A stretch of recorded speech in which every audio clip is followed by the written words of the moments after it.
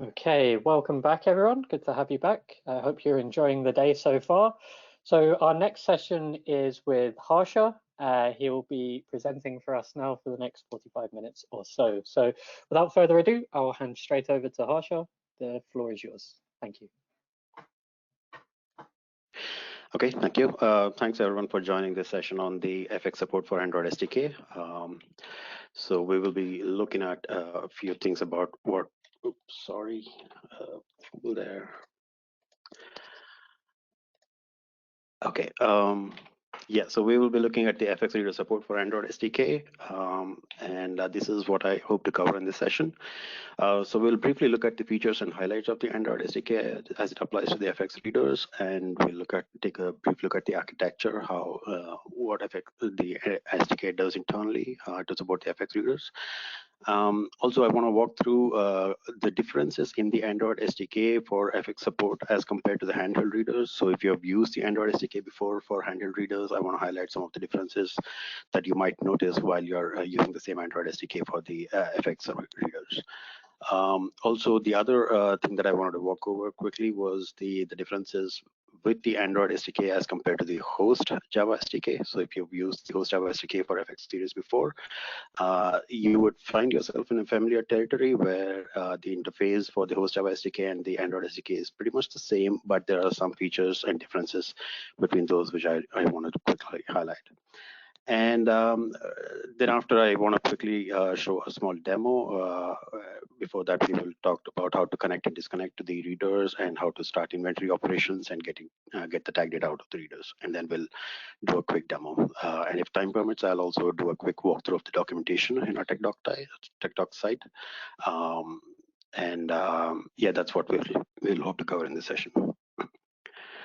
Okay, getting started. So features and highlights in terms of the devices that are supported with the Android SDK, the FX series readers are supported. There's 7596 it's supported. The SDK itself supports Android 10 and later. And in terms of the Zebra EMC devices, the mobile computers that are supported are officially tested by Zebra for the Android SDK support. These are we support the CC600, the CC6000, the L10, the ET51. Although we list these devices, I'm going to go ahead and claim support for all Android 10 devices. There's nothing specific in the Android SDK itself that precludes support for any specific device. And then, yeah, like I mentioned before, the interface the API interface for the Android SDK for FX support is very similar to that of the host Java SDK. So if you've used that before, you'd find yourself in a familiar territory. And the FX readers, if you're familiar with this, uses two different protocols to be able to manage the reader and operate the reader. The management is done via what is called the RM protocol, the reader management protocol, which is an XML-based protocol for managing the reader, be it changing any configuration on the reader or doing firmware updates, etc. And for the operation, the reader uses the LLRP, the low-level reader protocol, for reading tags and sending the tag data over. And naturally, the Android SDK makes use of these two interfaces over the FX readers to be able to connect to the readers and provide all the functionality via SDK. In terms of management functionalities, the SDK itself supports the time settings. Basically, you'll be able to change the configurations on the reader for, let's say, the NTP server, the time zone, the current time, and so on. You can change the region settings on the reader. You can get the reader status in terms of the CPU utilization, memory utilization, disk utilization, and all that. And it also supports the profile management. So you'll be able to import an XML profile into the reader and export the XML profile out of the reader. That is supported by the Android SDK. And we also support the firmware update of the readers via the SDK. There are also other parameters that can be set, like the cable loss, the GPID bones, antenna mode. All of these are supported from the Android SDK. This is not an exhaustive list, but a high-level view of what different things are possible in terms of management of the reader from the Android SDK. And for the LLRP, as far as the Android SDK is concerned, we support the LLRP server mode operations. So if you're familiar with the LLRP on the FX readers, you would notice that there are two different modes in which the LLRP can operate on fixed readers. One is what we call a server mode, and the other one is a client mode operation.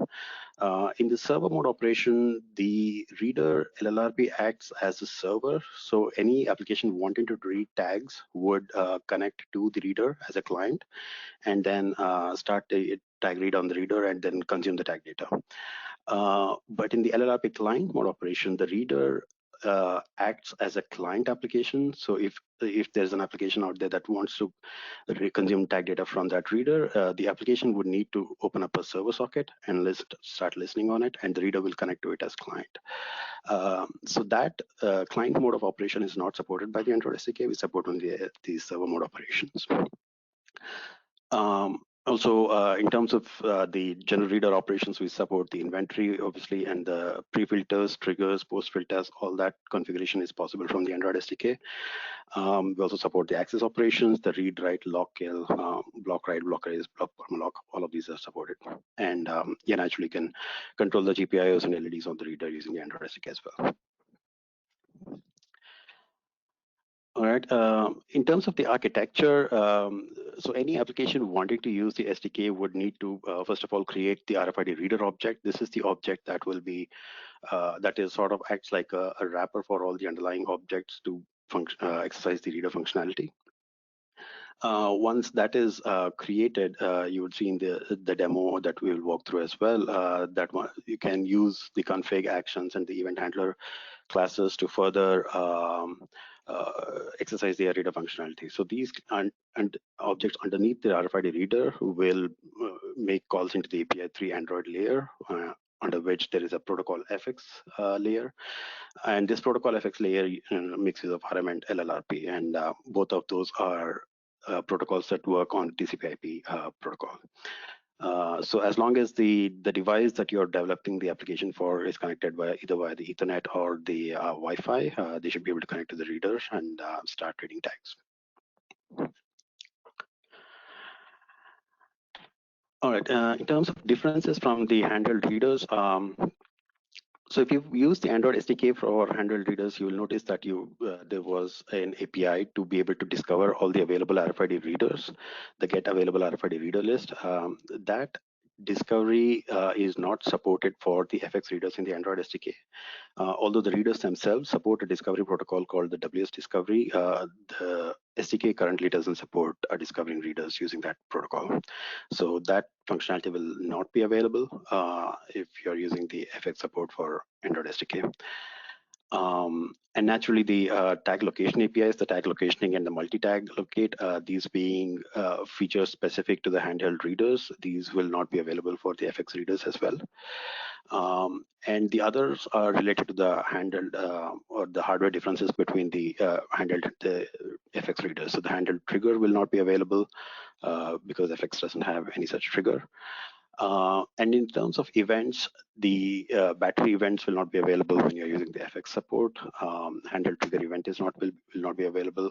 The Wi-Fi scan event will not be available, and the firmware update event is also not available. The firmware update I will come to probably in the next slide. Will describe how the firmware update works on the FX readers, but because of the way it is implemented, the events are not sent out to the user. Rather, we expect the users to make API calls. And yeah, the beeper functionality is also not available on the FX readers. That's applicable only to the handheld readers.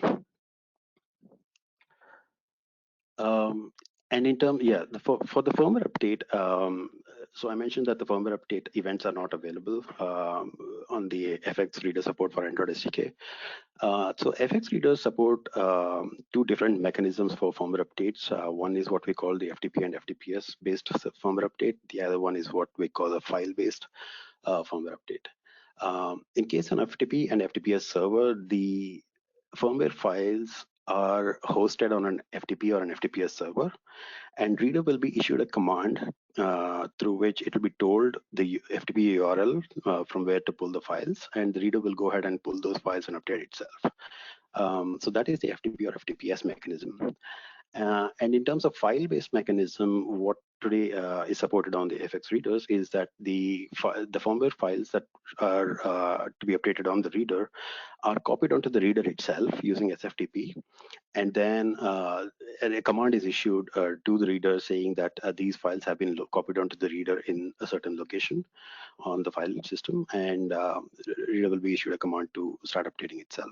So these two, both of these mechanisms are supported by the Android SDK for FX readers, and yeah, that's what we'll be using for firmware update as well.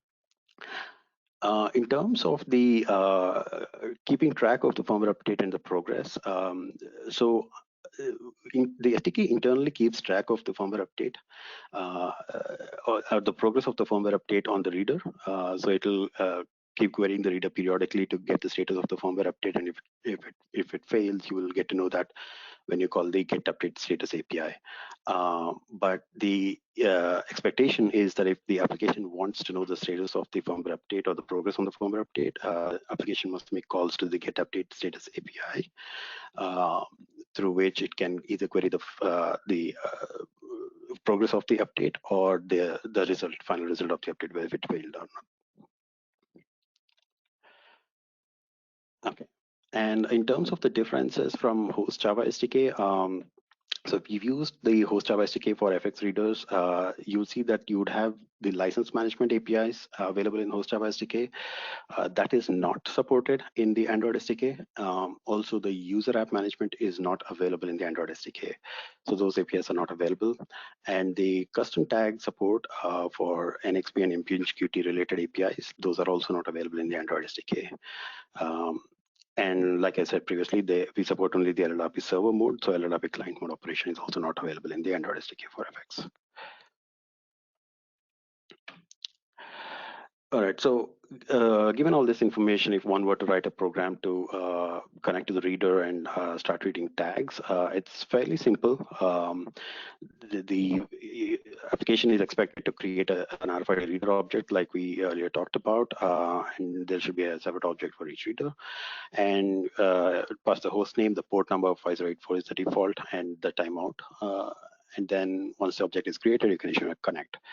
The SDK internally will make a TCP connection to the reader, to LLRP, and then it will query all the capabilities of the LLRP and store it, so you can readily access the capabilities as well after you connect.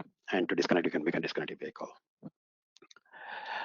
In terms of reader management, in order to be able to do reader management functionalities, the application is expected to create the reader management object. Once the reader management object is created, user will need to perform a login into the application, into the reader, after which any reader management functions become available to the reader. In order to log in, a login info structure or a class has to be created. You pass the host name of the reader or the IP address of the reader, followed by the username and password. The username and password here would be the default username, which is admin, and the password is whatever is configured on the reader. And also, if the reader is configured in the HTTPS mode as opposed to HTTP, that flag should be set here as well. So you need to tell the SDK if the reader is in HTTP or HTTPS mode. And also, it will take another flag for forcing the login. So if you don't want to force the login, if there is already an active session on the reader, then you can set this to false and login fail if someone has already logged into the reader management of that particular reader. All right, so once the login info is created, you can pass the login info object into the login API, and that would perform a login and maintain the session inside the SDK itself. And after all the reader management functionalities are performed, the user can log out using the logout API. And in order to start the inventory operations, I think the first thing one would need to do is to be able to subscribe to tag read events. The application can subscribe to the tag read events by calling this function, the set tag read event API, which will notify the reader or the application whenever there's a tag read received from the reader. there is another API called set attach tag data with read event. So what this would do is, if you want to be able to retrieve the tag data as soon as you get the event, so the tag will be attached to the event itself, that you can set this to true. But usually the recommended guidelines here is that you set this to false. Do not consume the tag data with the read event itself. Instead, whenever the tag event occurs in the SDK, that will be notified to the application, and the application then later call the get read tags API to retrieve all the tag list. And then you can set up the triggers in order to start and stop. The simplest thing to do would be to set up an immediate trigger. So if you, as soon as you start, it will start reading tags, and if you issue a stop, it will stop reading tags after that. And yeah, you can set those triggers using these APIs, the set start trigger and the set stop trigger. In order to start reading tags, you can simply call the reader actions inventory perform API. Here in this case, it's just sleeping for 5 seconds and then calling a stop API. And all the tags that are read will be held in a buffer by the SDK. You could issue a get read tags to call the to get the tags. Or you could, if you have already subscribed to the tag data to be attached with the notification, then that can be read as well. In addition to that, the recommended mode of reading tags, and we will go through each of these in a little bit more detail when we look at the code itself, is to use the event handler. The event handler is one of the classes that needs to be implemented by the application, and once that is implemented, the event read notify method of that handler will be called by the reader, by the SDK, whenever there's a tag read. And inside this notification, the notification handler, the application can call get read tags with however many number of tags you want to read out of it. So if there are more than 100 tags that are in the buffer of the SDK, then the 100 tags will be retrieved. If there are less than 100 tags, then all of the tags will be retrieved by the SDK, returned by the SDK. Okay, so that's pretty much all I had for the Android SDK. What I want to run through quickly is the code for what a minimal application would look like. So and this is all available on the DevTalk site as well. I'll just quickly walk you through that site after this.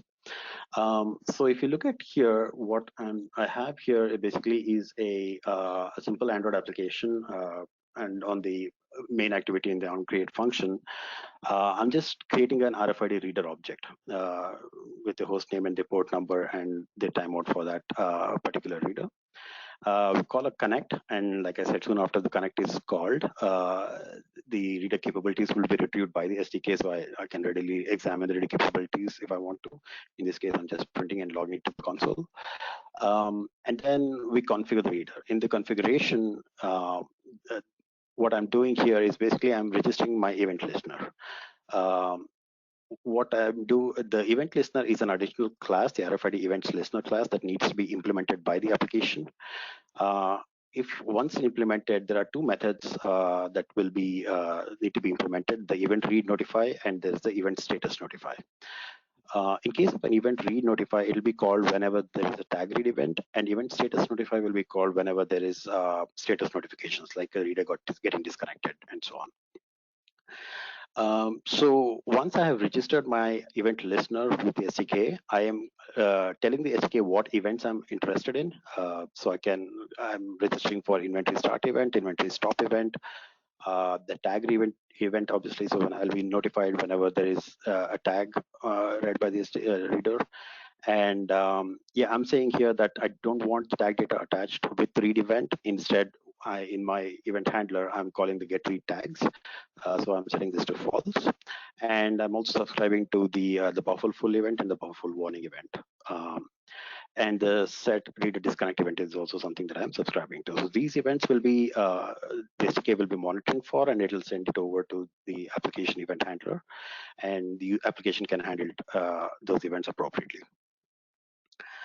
And again, in the event handler, all I'm doing here is basically whenever there is an event, I'm doing a get read tags, and I'm passing it 100 as a number. So if there are more than 100 tags in the buffer, it will return all of those or 100 of those. And if there are less than 100 tags, then it will return all those tags. And in this case, I'm just logging those to the console, and I'm printing the read rate at which the tag is being reported by the reader. The event status notify, like I mentioned, will be called whenever there is a status notification. So in this case, since I've subscribed to the disconnect event, the reader disconnect event, I will be receiving those events from the SDK. So I can handle the event as I see fit. Typically, the recommended thing to do here would be to reconnect to the reader. It is the best practice would be to subscribe to the disconnection event, and whenever the application detects any disconnection of the reader, you could use this event to reconnect back to the reader. All right, so that's pretty much all I had. I will quickly run this application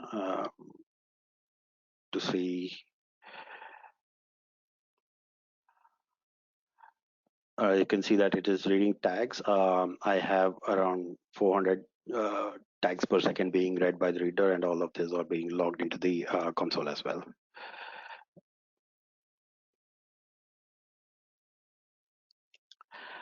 Okay.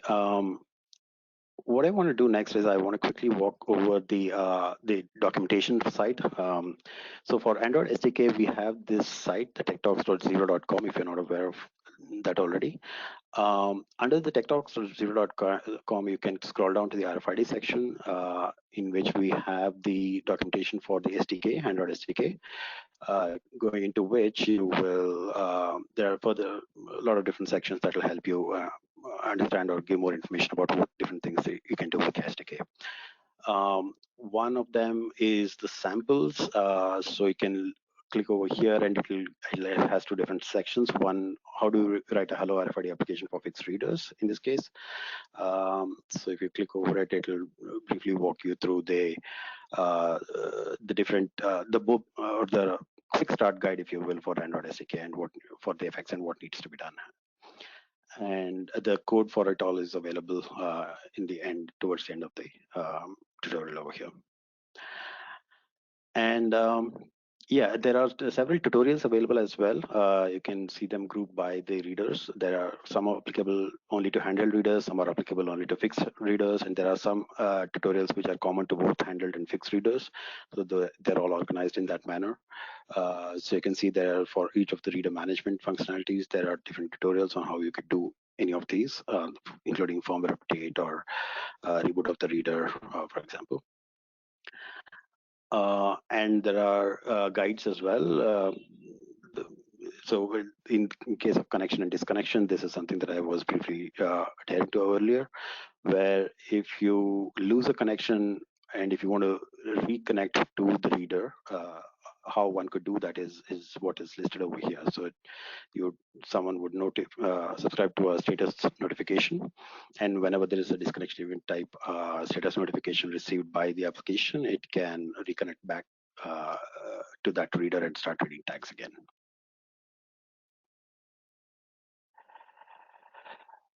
All right, so that's all I had. That was a quick session. I'd be happy to take any questions if anybody has. Hey, thank you very much, Harsha. We had plenty of questions in the last session. It looks like we've got a few here as well. So obviously we do have a fair bit of time here between this session and the next. So if you are one of the attendees who didn't quite get your question answered, please feel free to pop it back into the questions chat, and we can try and pick Harsha's brain for you. So let's get straight into some questions then. So a question here from Haresh. Can I write only 8-bit data in EPC? So for instance, hex 88 at 20H2FH block using Android SDK?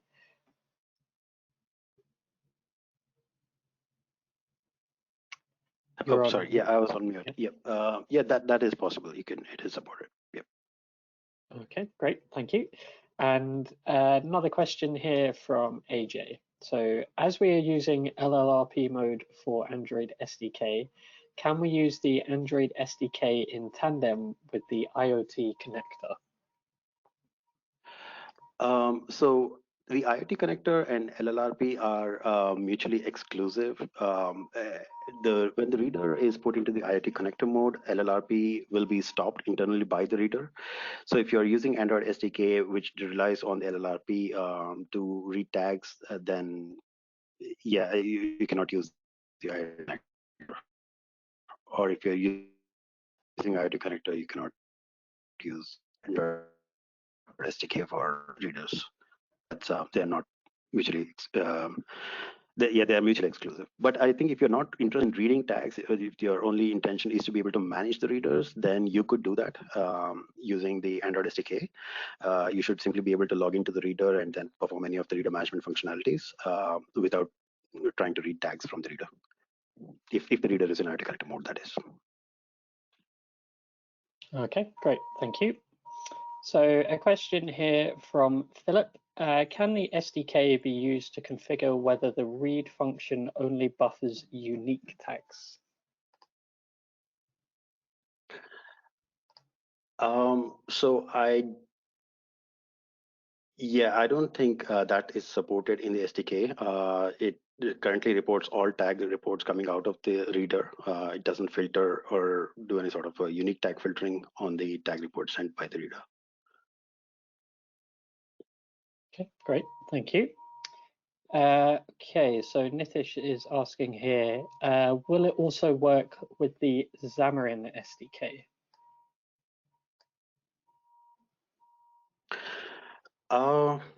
Well, unfortunately, I'm not an expert on the Xamarin SDK here, but let's see, Neeraj, is that something that you would be aware of? No, at this point, at least we don't support the Xamarin with the fixed readers. We do have for handhelds, but for the fixed readers, as of now, it is not available. So we just support the native Android. Yep. Okay, fair response. Thank you very much.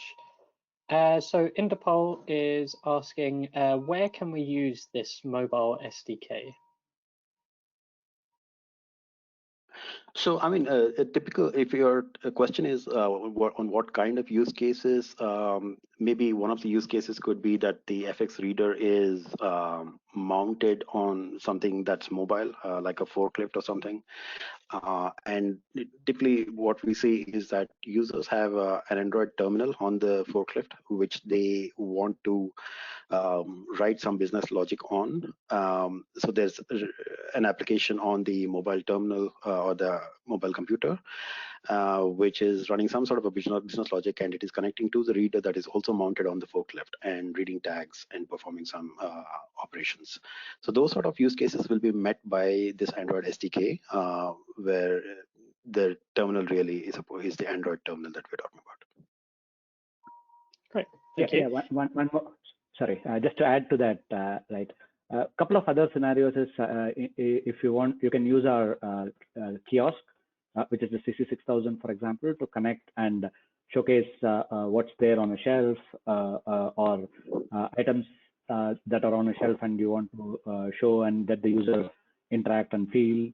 Or the other possibility is use an Android tablet like an L10, and you can connect it to our RFID reader, and you may be able to figure out what is where and things like that. Perfect. Very thorough answer. Thank you. Okay, so Gotham is asking, how do we get and or set the GPIO events from the reader using the SDK? So I believe there are notifications possible to be subscribed to the GPI event, the status notifications, similar to the disconnection event. There are events also available for GPI events. So the applications could get to know when that GPI transitions occur. Okay, and is that documented on TechDocs, do you know? Yeah, so there is this API section, which is a more comprehensive guide of what is available on the readers in terms of the events and the APIs, all enumerations and that sort of a thing. So I think this API reference is key. I would go through this for any information that I would need. Great, thanks. So you get to there by going to the RFID documentation on TechDocs and then clicking the APIs button in the top right. That's correct. Yeah. Perfect, thank you. Okay, so maybe perhaps a slightly off-topic question, but I think still fairly relevant. So Faraz wanted to ask if there is an SDK for web applications on a mobile computer to work with the scanner to read the scanned value. Do we have something like that? Yeah, I can take. Yes, it is available. In fact, the demonstration application, what we have, which is the 1 to 3 RFID mobile, is available for use with Android to scan a barcode data and show that. In fact, we are covering this a little later in the day. I think in about an hour or so, probably, if you can stop by, we talk about the handheld applications as well as the SDKs. Great, thank you. Yeah, so as Niraj alludes to there, the next session of the day will be the Android RFID Handheld SDK and how to develop an RFID application. So if you tune in there, I'm sure you'll learn a fair bit more. So Haresh has a follow-up question. So this was our initial question around encoding 8-bit data in the EPC using the Android SDK. Haresh mentions that he's tried to do as you've suggested, but it didn't work for him. Do you have a sample that we could share or perhaps documentation that you could point Haresh towards?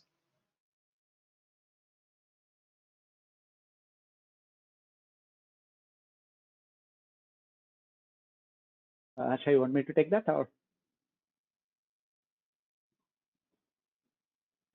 I think maybe. Sorry, maybe my internet. I couldn't hear the question. Yeah, I think yeah, I will answer that. So yes, we can certainly help. There are code snippets available in the site to show how to write and how to encode data. But if there is a specific portion that you're trying to write, and if there is an issue, no, I think we should be able to help with that as well.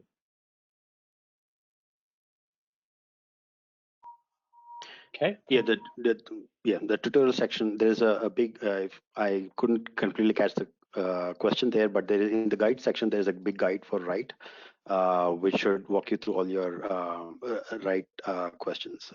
So yeah, I would recommend going through this section. If in case you have any questions. Okay, thank you. Just briefly, I apologize if you can hear any background noise in my microphone. There's some work going on next door, so I do apologize for that if it is audible. So Gajanan has a question here. Apart from forklift, which other applications and which domains can we keep the handheld reader? I'm assuming they're asking for additional use cases here for the handheld SDK. Sorry, James, can you repeat the question? My audio is kind of breaking up. Of course, yeah, no problem. So apart from forklift, which other application and which domains can we keep the handheld reader? So I think the question is asking for additional use cases for the handheld SDK aside from forklifts.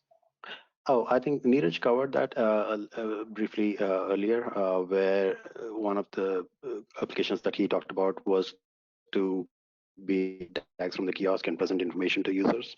Yeah, I think we briefly covered that topic earlier. Yeah. In general, anything which involves Android larger screen, right, like a kiosk or a tablet, or any other mobile use cases, those will be your typical targets because you'll be able to use your Android and connect over Wi-Fi or a BT with the fixed reader. Okay, great, thank you.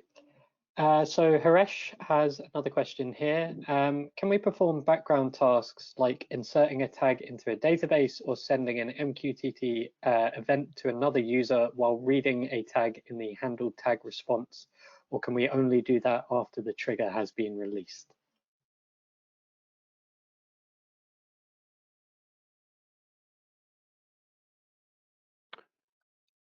You're talking about performing a background task. Okay, can you repeat the last part, please? Sure, I'll read the whole question out and then I'll try and summarize my understanding. So can we perform background tasks like inserting a tag into a database or sending an MQTT event to another user while reading the tag in the handle tag response? Or can we only do that after the trigger release? So I think the question is, can concurrent actions be triggered on the device, like inserting a tag, while tags are still being read? So can we perform actions sort of in tandem with reading tags? That's my understanding of the question. Maybe I will take it up. I think since we are talking about a fixed reader, right? Generally, these are not handheld triggered, but triggered through either GPIOs or possibly other ways of start and stop. But again, since the SDK itself allows you to get the tags and as a event notification, the suggestion here is, like Harsha was demonstrating, user read tags to get as many tags in the event, and then probably in your own say background or a separate task, take that and do your transformation. That is allowed. So there is nothing, as long as you keep the callback simple. The event handler, keep it lightweight so that you do whatever processing, push it out to your own say list or a database or whatever, and then process it from there. That would be the recommended practice, and I think that part is there listed in the code snippet as well. Go ahead, right. If you have anything to say. Yeah. No, right, exactly. So I think so. If you look at this code snippet over here, I'm doing all of the configuration and read inside a separate thread, and whenever I get a notification from the SDK, we are updating the UI. That is obviously done on a UI thread. So what you could also do is, if there are additional operations that you want to perform out of here, maybe this is not the best recommended way of it, because this snippet itself will be run on the UI thread. You might want to, if your intention is not to display the tag data in the UI, but rather to send it out to somewhere else, then do not use this run on UI thread. Rather run it as a separate independent thread, and instead of updating the UI over here like we're doing whenever we get an event, and read the tags when we update the UI in terms of the tag rate, you could do anything else you want. If the intention is to send it over an MQTT broker, you could do that over here. Or if you want to do insert that into a database, you can do that over here as well.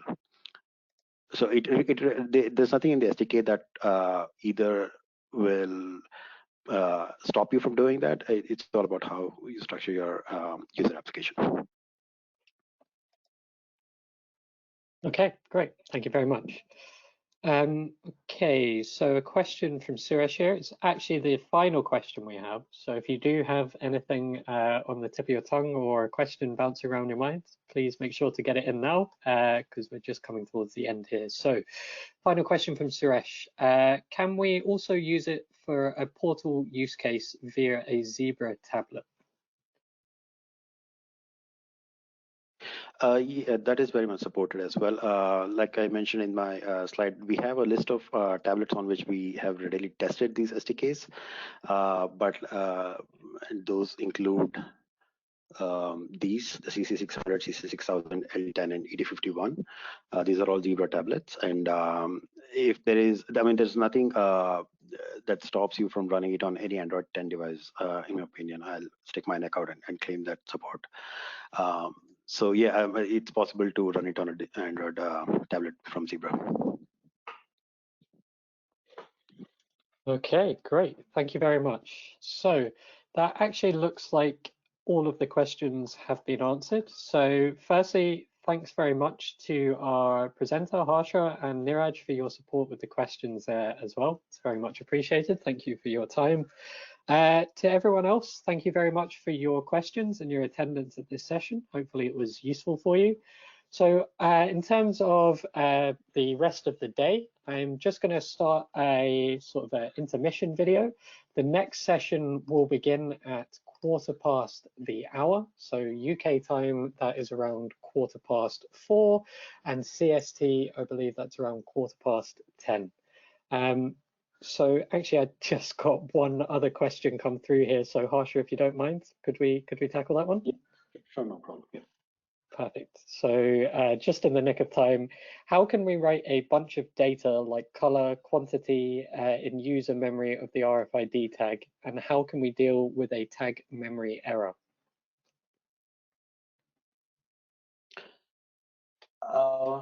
Well, again, unfortunately, I'm not very well equipped to go through that right now, but you should. Okay, can I get back to that question, or Miraj, if you have any questions? Yeah, I will just give a quick what is possible.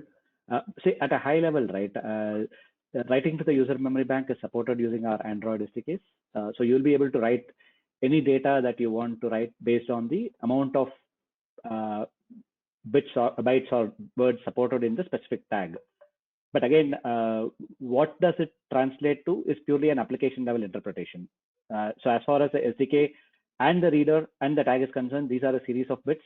So typically, for example, it can be 32 words, and you may encode various attributes of the product that you are tracking into the user memory bank as these series of bits.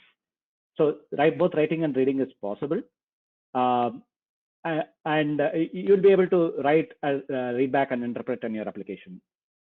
So the SDK does enable you to both do we have two different modes in which you can write. One called as a write wait, and second is a write events, which wherein you can either write to one tag or many tags at a time. And assuming based on your question, it looks like it's one tag, so you can do a write wait kind of a API, which allows you to write to a single tag any number of words that's supported in the user memory bank. For your second question, in terms of errors, right? If there are errors in writing, depending on the layer at which the error happened, the error will be returned back by the SDK. So the errors can be, for instance, for whatever reason, the tag went out of view when the write was being performed, and let's say only a few words got returned. So typically, the SDK and the API will be able to give back how many words were successfully returned, and from that you will be able to either add a retry logic or some sort of an action based on the returned error code. Okay, that was a very thorough answer, Niraj. Thank you, much appreciated. We've actually had two more questions filter in, three now, in fact. I guess that's always the way. So can we get fast ID using the SDK? No, we do not support fast ID. I think that's a custom tag feature. I don't think we support it at this point of time with the current SDK. Yep.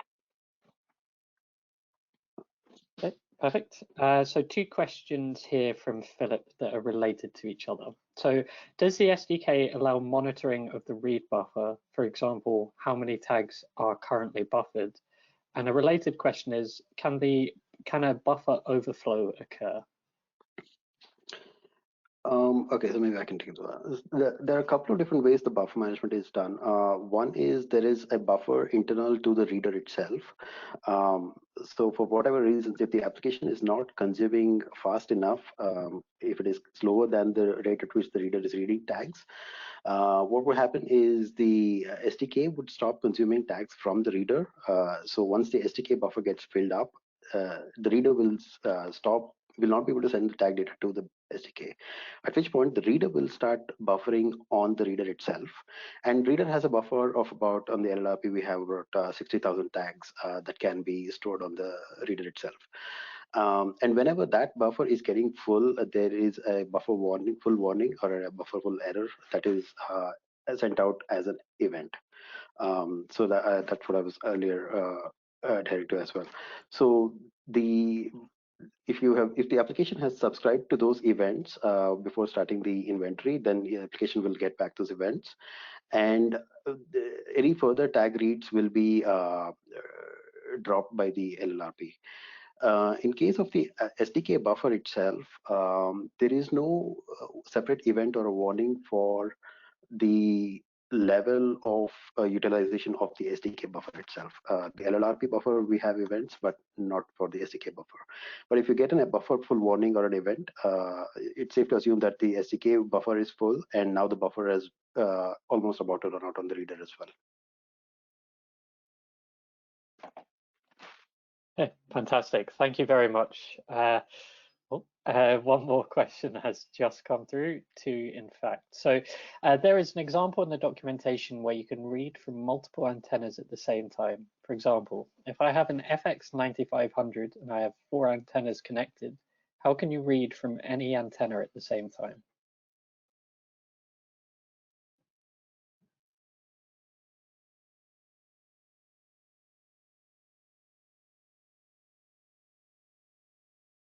Something that the SDK typically.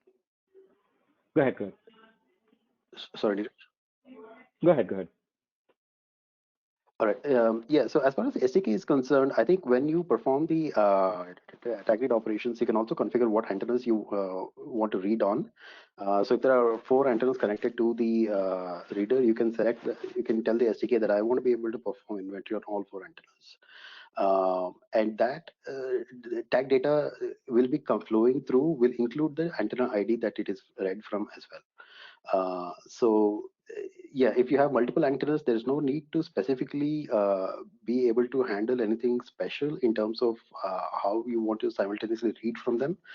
But typically, inventory is performed on a cycle through all the antennas, and you would get in the tag report that is coming back to the SDK or from the SDK to the application, that will include the antenna ID that particular tag was read from.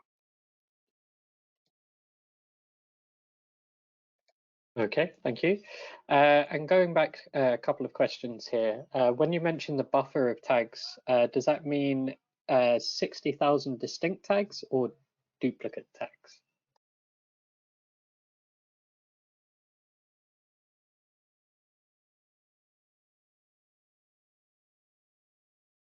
Not sure who would take that one. Harsha? Jim, sorry, my audio is not very good. Can you repeat the question, please? Of course, yeah. So going back a couple of questions to the question around buffers. Buffer of tag means distinct tags of 60,000 or duplicate tags?